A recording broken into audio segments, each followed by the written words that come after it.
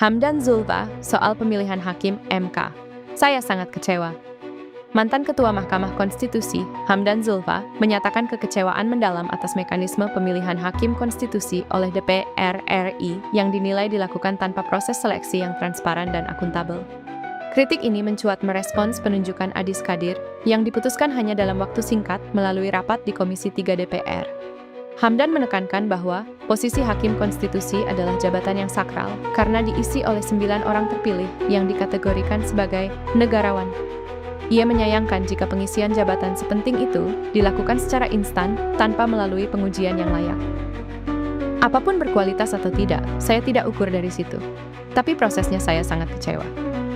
Begitu mudahnya seseorang menjadi hakim konstitusi tanpa proses yang baik, tanpa proses yang korek, ujar Hamdan dalam wawancaranya di channel YouTube @CNNED_Official, Rabu, 11 Februari 2026. Hamdan yang juga merupakan Ketua Panitia Kerja, Panja, Seleksi Hakim, EMK, pertama dari unsur DPR, membandingkan proses saat ini dengan standar masa lalu yang ia anggap jauh lebih demokratis. Ia menceritakan bagaimana dahulu DPR melakukan seleksi secara maraton dan terbuka. Pengumuman publik, nama calon diumumkan di media massa agar masyarakat bisa memberikan masukan. Uji integritas.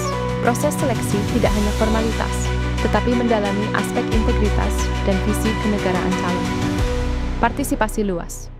Fraksi boleh mengajukan nama, namun prosesnya tetap melewati penyaringan ketat yang melibatkan tanggapan publik. Ia memberikan contoh bagaimana proses masa lalu melahirkan sosok independen, seperti Profesor Jimli Asyidiki dan I Dewa Gede Palguna, yang meski memiliki latar belakang politik atau organisasi, tetap teruji secara kapasitas konstitusi.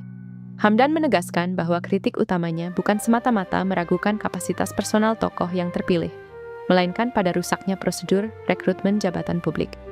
Menurutnya, proses yang tertutup dan cepat, hanya sekitar 30 menit, mencederai prinsip-prinsip konstitusional dalam memilih penjaga hukum tertinggi di Indonesia. Prosesnya itu jadi masalah. Harusnya, transparansi itu penting dalam perekrutmen jabatan-jabatan publik seperti ini, tegasnya. Pernyataan Hamdan Zulfa ini menambah panjang daftar kritik dari para pakar hukum dan aktivis demokrasi yang mengkhawatirkan merosotnya independensi Mahkamah Konstitusi akibat pola rekrutmen yang kental dengan nuansa kepentingan politik praktis.